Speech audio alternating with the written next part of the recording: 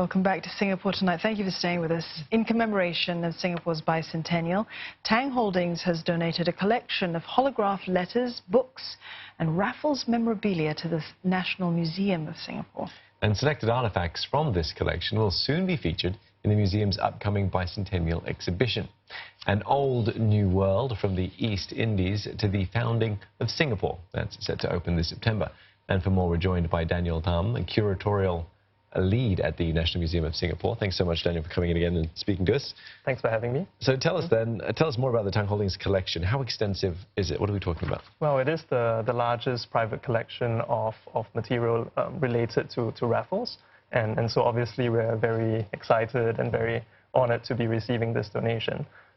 It comprises more than 200 items related to Raffles, including, like what you mentioned, original letters written by him, as well as by his wife, Lady Sophia Raffles, as well as rare books and other artifacts as well. So this was a collection that was acquired by Tang Holdings through Mr. Tang Wee-kit.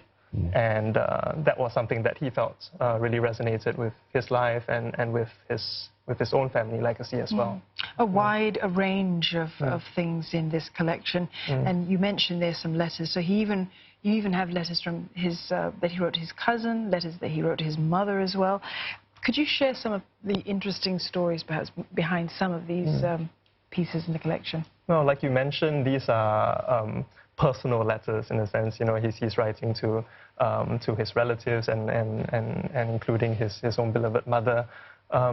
But at the same time, I think we see how while they were personal, what he writes about is nicely weaves together Singapore's story as well. So it's a touch of both biography and history together. And one of the letters that I think is quite exciting is really a letter that he writes to his cousin, who was the Reverend Thomas Raffles, a minister in Liverpool at that time. And he was very close with his cousin, and he corresponded quite frequently with him. And the letter, one of the highlight letters from this collection is a letter that he wrote to him from Singapore in 1820. And he actually writes quite enthusiastically about Singapore, in his own words, how it continues to thrive most wonderfully, how Singapore was everything he could ever dream of, and how it really had the potential even to become the emporium and the pride of the East.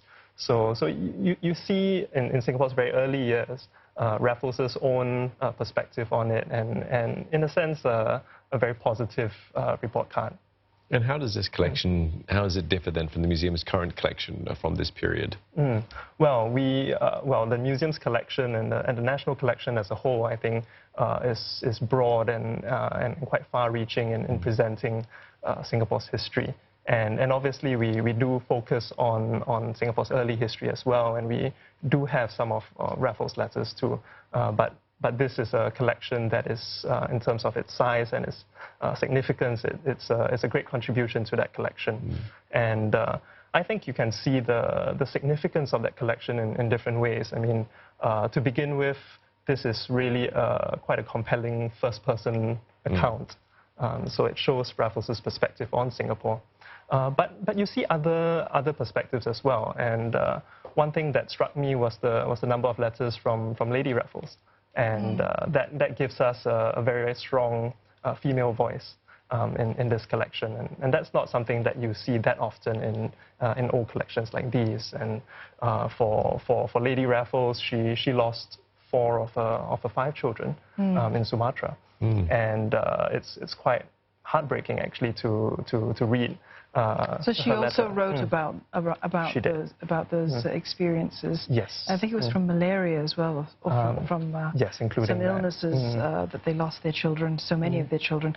So a lot of these artifacts, they're going to be part of the bicentennial exhibition as well, that's coming up in September. What can we expect to see? I mean, how will these pieces sort of be incorporated into that exhibition? Well, we are definitely showing some of the collection. Is quite large, this collection, so we will be pacing ourselves.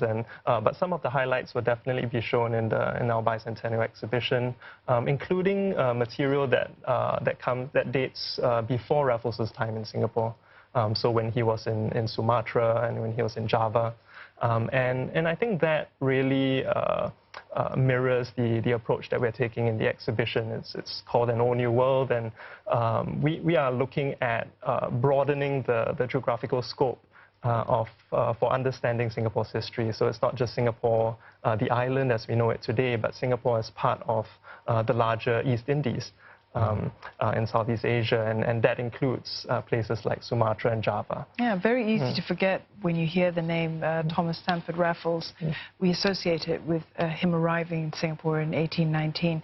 But these company men were tasked to explore the East, you know, to find out its mysteries, what could grow here, what they could harvest, what they could take back, and so on. What they could monetize. Yeah, what they could monetize, and it was all about that. And of course, we include Penang, Malacca as well. Definitely. So a fascinating look back into history there. And that's something that we want to do as well, to have our history go further back and to help people understand that what happened in 1819 was really part of a much larger narrative as well. Yes.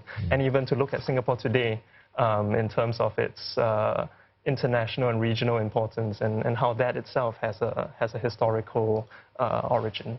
Daniel, thank you very much for coming into the studio to share that with us. We've been speaking there to Daniel Thum. He's curatorial lead at the National Museum of Singapore.